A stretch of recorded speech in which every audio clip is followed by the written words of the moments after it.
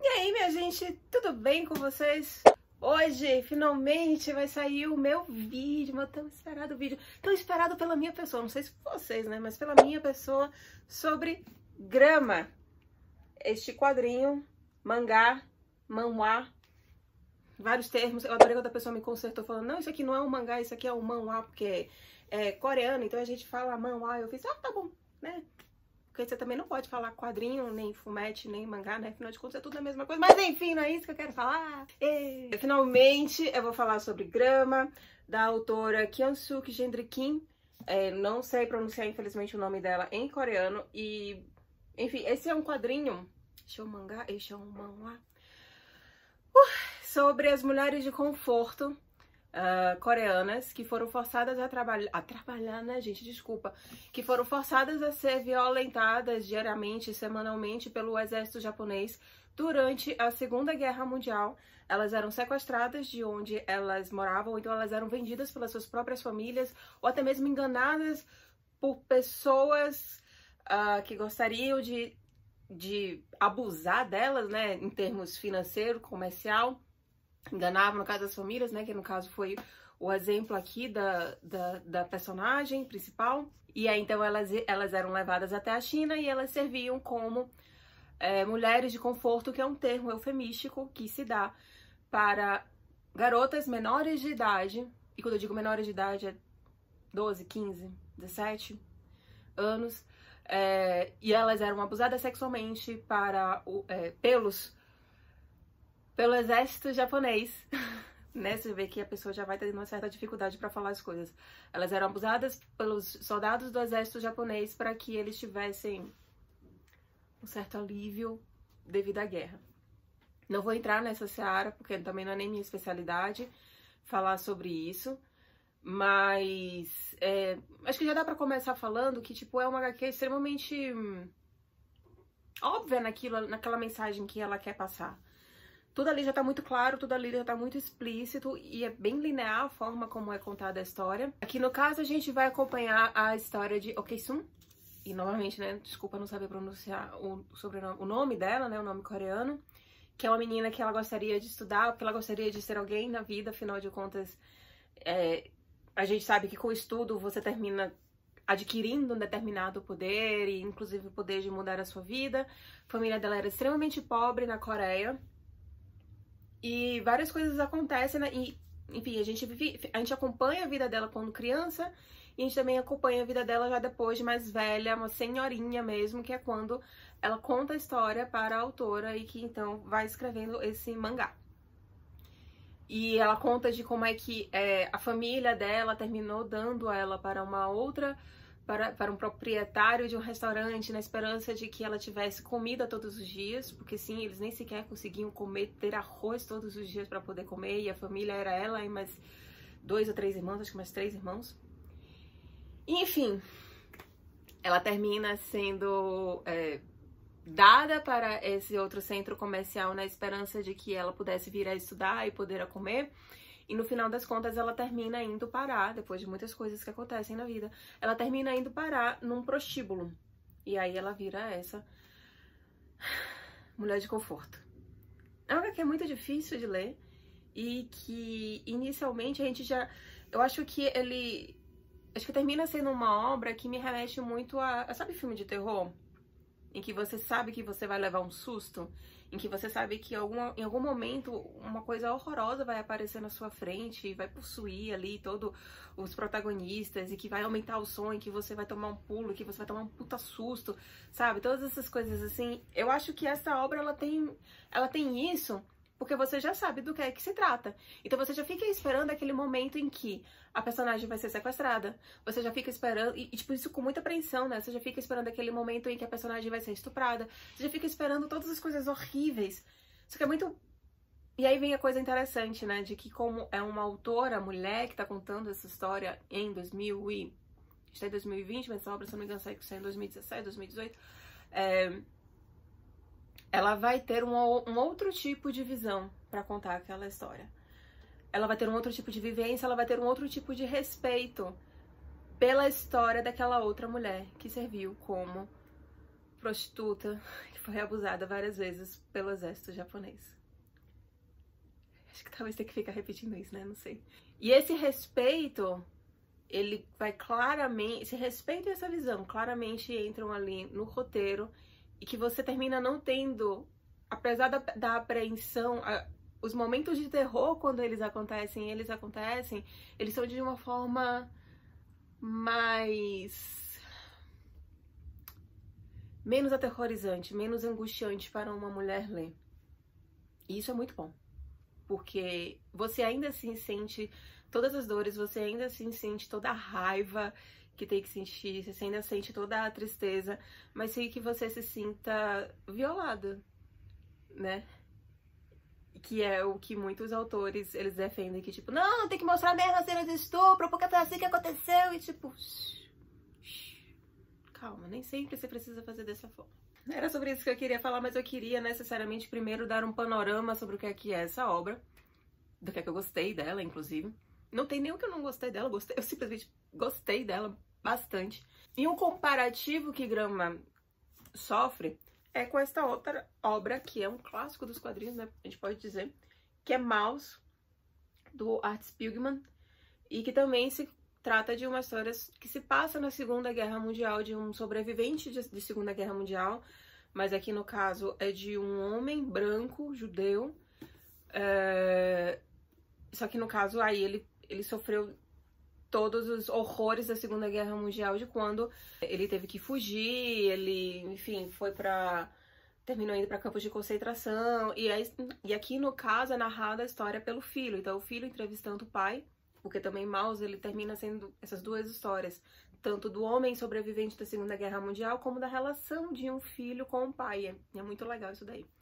Então é novamente a história de uma pessoa contando a história de outra, né, o ponto de vista, e ambos, no caso, sendo histórias de pessoas que sobreviveram à Segunda Guerra Mundial de alguma forma diferente. E aí sofre esse comparativo, né?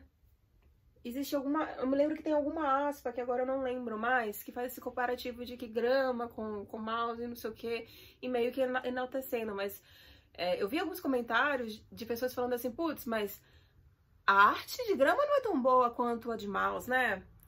Putz, mas não é tão assim, não é tão assim, Mouse, né? Pô, é muito bom, Grama realmente é muito legal, é muito incrível, é uma história que tem um conteúdo fantástico, mas em termos de narrativa gráfica, deixa a desejar pra Mouse, né? E aí eu fiquei tipo, isso foi um tipo de comentário que eu ouvi antes mesmo de ler Mouse, desculpa, antes mesmo de ler Grama. E aí depois que eu li, aí eu pensei, putz, esse pra mim é um dos problemas de comparativo, sabe? Outro dia eu tava até tendo uma discussão com os amigos meus de que a comparação é intrínseca à crítica e tipo, calma, não é bem assim. Eu não acho que a questão seja que a arte de Mouse seja melhor do que a arte de Grama, mas eu acho que é mais uma questão de que são artes diferentes e cada uma vai ter o seu ponto forte e cada um vai ter o seu ponto fraco e cada uma vai ter sido muito mais objeto de estudo para uma determinada sociedade do que outra. E quando você termina tendo muito mais contato com determinado tipo de arte do que outra, aquilo ali também termina influenciando invariavelmente de como você pensa e como você vê aquilo ali. Certo? Então o que acontece? Vamos lá, vamos ver como é que é a arte de Mouse. A arte de Mouse realmente é muito legal. Né? Aqui no caso, o Art Spiegelman, ele usa muitos quadros por página. Como vocês podem ver, sempre tem essa dinâmica de pelo menos, sei lá, uns 6, 8 quadros, mais ou menos uns 8 quadros por página. Às vezes chega até 4, 5, né? Ele usa muita Ashura. Ashura é esses... Vamos ver se vai dar pra ver aqui direitinho. São esses riscadinhos aqui, assim, né? Então ele é bem carregado nessas Ashuras. E ele também tem uma arte final, assim, bem demarcada, assim, sabe? Tipo assim, bem forte mesmo. E no fato dele ser meio antropomorfizado, né? No caso, os personagens, eles são ratos, ou então os personagens são gatos, por aí vai. Essa antropomorfização dele termina puxando por um traço muito correto, sabe? É algo bem comum, é algo que a gente está extremamente acostumado numa arte ocidental. Então, uma grande inovação dele realmente foi na questão da antropomorfização e também a história é incrível. Gente, isso aqui ganhou um Pulitzer, isso daqui é foda. Tipo, um HQ é foda, mouse, certo? Aí a gente vai ver então como é que é grama. Eu vou tirar essa sobrecapa aqui porque eu não quero machucar, tá, gente? Eu sou essa pessoa. Ei. Inclusive dá até pra gente mostrar aqui a capa também. A arte da capa ficou também muito bonita, é um acabamento muito bonito de grama. E aí, vamos lá. Grama, ela é mais no estilo mangá. E tem uma coisa de grama que é a fluidez. É exatamente, inclusive nessa página dá pra gente ver. A fluidez do pincel. A pincelada do nanquim. E que você vai sentindo o movimento das folhas. Você vai sentindo pra onde é que o vento tá indo. Você consegue ver onde é que tá indo essa água. Tem essa movimentação que traz exatamente uma certa liberdade em determinados momentos em que é necessário ter um respiro. A parte que tem as pessoinhas não é tão... Acho que, tipo, não é um traço tão ocidentalizado como a gente está acostumado. O traço que é usado para as pessoas é um traço que ele é mais estilizado.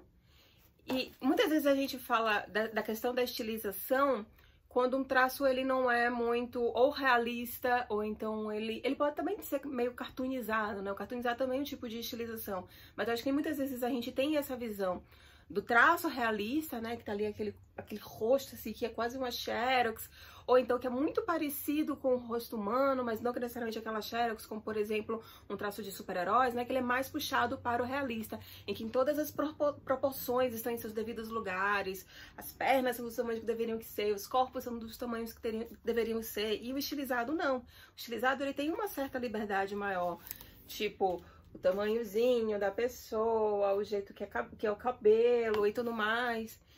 E aí eu acho que isso daí terminou pesando um pouco.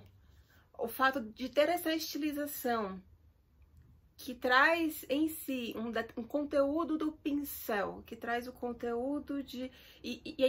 Por que eu tô batendo tanto na questão do movimento do pincel? Nos kanjis japoneses, eu não sei os coreanos, mas eu imagino que talvez exista algo também sobre isso lá.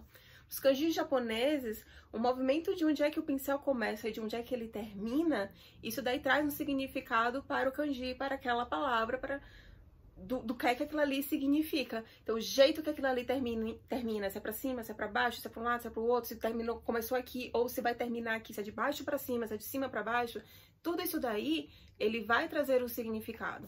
E eu vejo isso também aqui, de uma certa forma. Porque você vê quando um cabelo ele vai estar sendo feito de uma forma mais solta, quando tem poucos fios, quando tem muitos fios, para onde é que tá indo, para onde é que tá começando, para onde é que tá terminando. E também, não só nos cabelos, mas enfim, na forma como existem as florestas, na forma como existem os matos, na forma como existem as gramas, na forma como é feita as casas, na forma como muitas vezes, é exatamente nesses vazios, ou então nesses respiros dos pincéis, em que ela vai te contando uma história de uma forma mais calma e mais pausadamente. Porque também não tem como você correr nessa história. Eu acho que Mouse, ele tem um pouco mais de... Ele tem um ritmo muito mais ocidental, de as coisas estão acontecendo e vamos lá. Enquanto que em Grama as coisas são tão horríveis e são tão tristes. E a história não tem um final feliz, né? Afinal de contas, eu não vejo que seja um final feliz uma pessoa que não sabe o que é ser feliz. Mas enfim, isso daí também já é outra coisa. O final dela, ela termina sobrevivendo e termina tendo uma vida considerada padrão. Mas eu não acho que seja, tipo assim, um final que, tipo, yay, porque não tem mais como uma pessoa ser feliz depois disso. Todos esses respiros, eles vão ser necessários para uma história que já é tão pesada e tão indigesta. E que isso faz você continuar a leitura sem parar, sabe? Porque eu acho que também se fosse uma coisa... quando é muito conteúdo, e é muito conteúdo muito pesado, muitas vezes fica mais difícil de você ler. E do jeito que foi feita essa proposta, do jeito que foi colocado no papel, é um negócio que você consegue parar num domingo e ler, sem você depois querer morrer por causa daquilo ali. Fora que, tipo, eu acho que tem muita questão da estranheza do tipo de arte, sabe? Eu simplesmente acho esse quadro magnífico. Tipo, é muito lindo a forma como ela retrata esta escultura que de fato existe. E novamente, eu não consigo achar que a arte dela, então, eu acho que é melhor do que a de Maus, ou qualquer coisa do gênero. Eu acho só que são estilos diferentes de você contar uma história que, inclusive, é diferente e que são de pontos de vista diferentes. E muito me pesa também, gente, eu simplesmente acho, ai, não tem cenário, não tem riqueza de cenário. Não, não tem. Porque tem vezes que a questão realmente também não... Pode ser uma limitação do autor, existe isso, assim como também pode ser a forma como ela quer contar aquela história, sem cenário, simplesmente um fundo preto, porque este era o quarto onde ela se encontrava, né, atrás dos muros, ali onde, nas casas que ela ficava presa, onde ela era abusada sexualmente, onde ela trabalhava como uma mulher de conforto, e nos quartos onde ela estava, as paredes eram pretas. Novamente, eu não consigo achar essa arte inferior de Maus. Eu simplesmente acho que é diferente. Eu acho que a gente também, como tem, principalmente na cultura brasileira, né, que é onde a gente pode analisar, a gente tem uma forte influência da arte eurocêntrica. A gente tem uma forte influência da arte que é mais realista. Então eu vejo isso, a gente ainda tá se acostumando, a gente ainda tá entendendo outros tipos de artes e suas belezas. A gente tem muitas vezes a visão de um quadrinho europeu que é muito realista, que é lindíssimo e é incrível. E muitas vezes eu acho que isso fica na cabeça como se aquilo ali fosse o superior, quando na verdade a gente tem tipo uma gama gigantesca de artes e que todas elas vão ser extremamente recheadas de cultura decorrente de onde é que ela veio. E isso é massa. Isso é simplesmente muito bonito. Então eu acho que Grama não só tem a questão do roteiro ser muito bom, a forma como é contada, o cuidado que a autora tem com todos os dramas e com todo o peso que existe nessa história, como eu também achei que a arte me deu muitos respiros quando eu precisava. Em determinados momentos em que eu realmente precisava olhar para a grama, em que eu realmente precisava olhar para as paisagens, porque apesar de tudo ser muito pesado, de tudo ser muito ruim, ser muito horrível, a paisagem ainda era linda, a natureza ainda existia lá, as árvores continuavam em seus lugares, então dá também uma sensação de normalidade naquele momento horrível em que a pessoa passava, e isso é muito importante também para a narrativa e para a compreensão de uma história. Tá bom? Então é isso. Acho que eu consegui espremer tudo que eu tinha que espremer. Eu espero que vocês tenham gostado. Estão no YouTube agora, né? Então eu tenho que lembrar de falar por favor, assina o canal. Aperta o sininho para sempre quando sair um episódio novo vocês poderem assistir. E comenta aqui embaixo também que a gente vai trocando uma ideia. Tudo de uma forma bem respeitosa, tá bom? Um beijo e até o próximo vídeo.